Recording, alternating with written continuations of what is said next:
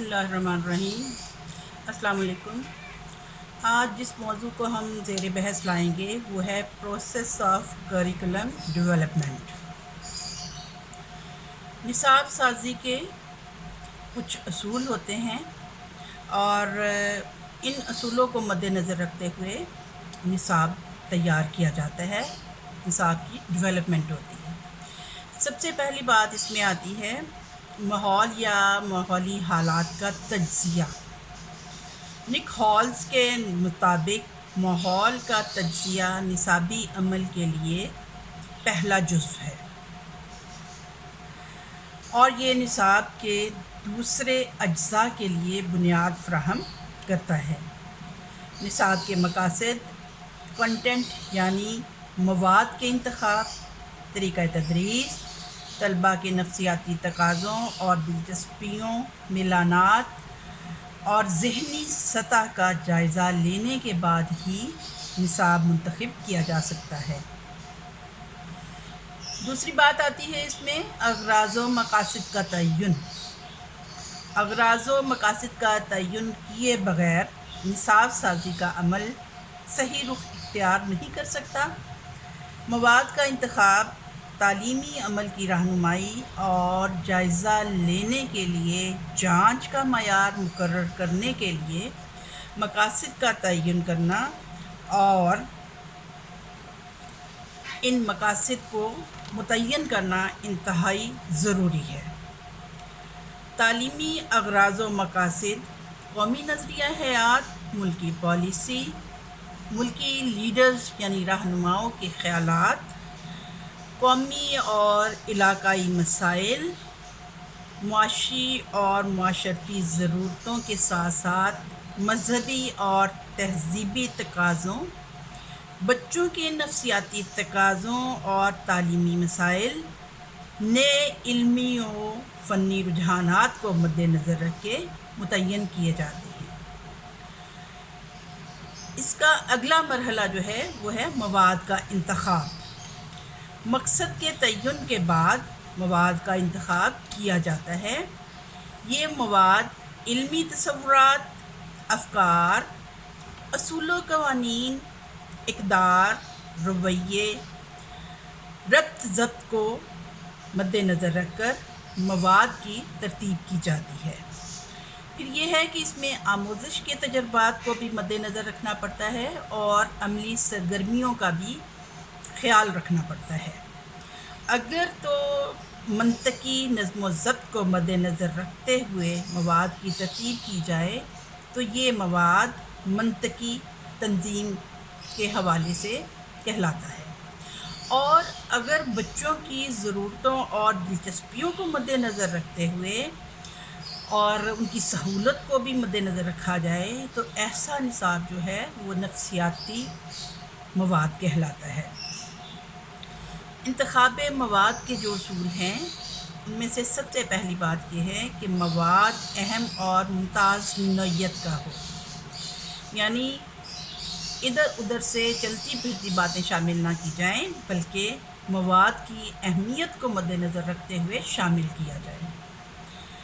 मवाद जो है वो रंगारंग और दिलचस्प होना ज़रूरी है कि मवाद बोरिंग ना हो और उसमें रंगीनी भी हो और दिलचस्पी के अंसर को भी मद्देनज़र रखा जाए।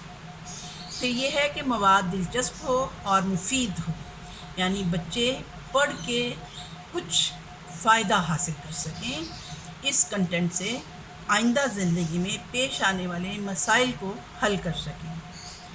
मवाद काबिल आमोज़श होना चाहिए, यानी सीखने के काबिल होना चाहिए। ये नहीं कि इतना टफ़ मवाद शामिल कर लिया जाए कि बच्चे उससे कुछ सीख ही ना पाएँ। फिर मवाद की बुनियाद जो है वो पुख्ता होनी बहुत ज़रूरी है कि मवाद ऐसा हो जो कि पुख्तगी का हामिल हो और स्टूडेंट्स जो हैं उससे ज़्यादा बेहतर तौर पे सीख सकें।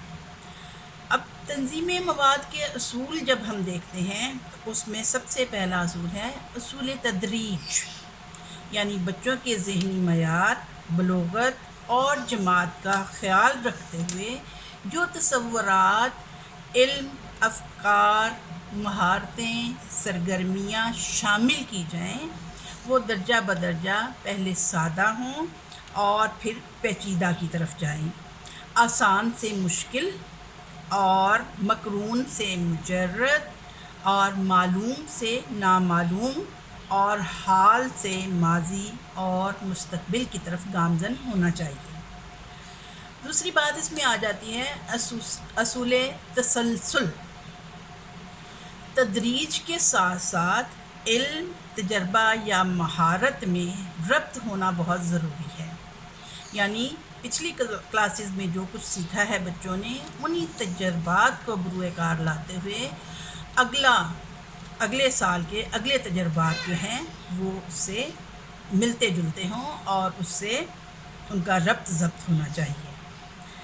پھر یہ ہے کہ سابقہ جو تصور بچوں کو دیا گیا ہے اسی کو بنیاد بناتے ہوئے مستقبل کی طرف سے بہتری کی طرف جانا چاہیے۔ تیسرا اس میں اصول آ جاتا ہے اصول توازن۔ ہر چیز کی اہمیت کے پیش نظر اس کی جگہ نصاب میں متعین کی جائے، مختلف مضامین میں اور ایک مضمون کے اندر بھی توازن کا خیال رکھا جائے، یعنی یہ نہ ہو کہ بچے جو ہیں وہ نظم و ضبط یا توازن کے فقدان کی وجہ سے سمجھنے سے قاصر رہیں۔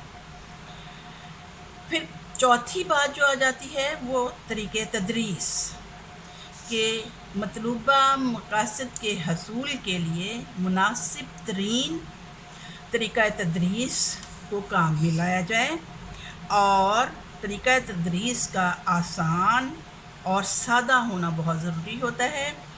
بچوں اور مضمون کے مزاج کے ساتھ اس کی مناسبت، افادیت اور مقاصد سے ہم آہنگی ہونا ضروری ہے۔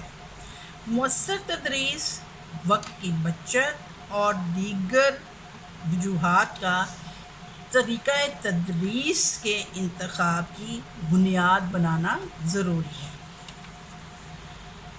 پانچویں بات اس میں آ جاتی ہے جائزہ، کہ جائزہ ایک مسلسل عمل ہے جو نصاب سازی میں شروع سے لے کر آخر تک جاری رہتا ہے، بلکہ اس کو ہم ایک سائیکلک کہہ سکتے ہیں پروسیجر، کہ مقصد کا تعین کرتے ہوئے، مواد کا انتخاب کرتے ہوئے تعلیمی عمل کی تکمیل کے بعد جائزہ لیا جاتا ہے کہ آیا ان مقاصد کی تکمیل ہوئی ہے جن کے تحت اس نصاب کو مدون کیا گیا تھا، تیار کیا گیا تھا۔ اس میں ایک آپ یوں سمجھیں کہ ایک گول دائرے کی صورت میں یہ پروسیس ہوتا ہے۔ اس میں ماحولی حالات کا تجزیہ کیا جاتا ہے، پھر اغراض و مقاصد کا تعین ہوتا ہے، پھر انتخاب اور تنظیم مواد کی جاتی ہے، طریقہ تدریس کا چناؤ کیا جاتا ہے، پھر جائزہ لیا جاتا ہے، اور جائزہ لینے کے بعد جس تبدیلی کی ضرورت ہو، نصاب میں مزید امینڈمنٹ کرنا ہو، تو دوبارہ سے یہ ساری پروسیس شروع ہو جاتی ہے۔ اس میں چھٹا اصول جو ہے وہ اجزائے نصاب کا ارتباط ہے۔ پانچوں عناصر جو اس سے پہلے میں بول چکی ہوں ان کا آپس میں گہرا ربط ضبط ہے۔ مقاصد کے بغیر مواد کا انتخاب ممکن نہیں۔ اسی طرح سے مواد کے انتخاب کے بعد طلبہ تک منتقل کرنا اساتذہ کا کام ہے، جو مختلف طریقہ ہے تدریس اختیار کرتے ہیں، اور مواد کے انتقال کے بعد جائزہ لیا جاتا ہے کہ آیا وہ مقاصد حاصل ہوئے ہیں جنہیں حاصل کرنے کے لیے نصاب کی تدوین کی گئی تھی، اور کیا تدریس کے طریقہ کار جو ہے وہ درست ہے اور اس میں یا کوئی تبدیلی کی ضرورت ہے۔ اسی طرح سے وقت کے ساتھ ساتھ اغراض و مقاصد میں بھی تبدیلی آتی رہتی ہے، اور جائزہ جو ہے وہ مسلسل پوری پروسیس کے دوران جاری رہتا ہے، اور اس طرح سے یہ سائیکلک پروسیجر جو ہے یہ مکمل ہو جاتا ہے۔ Thank you.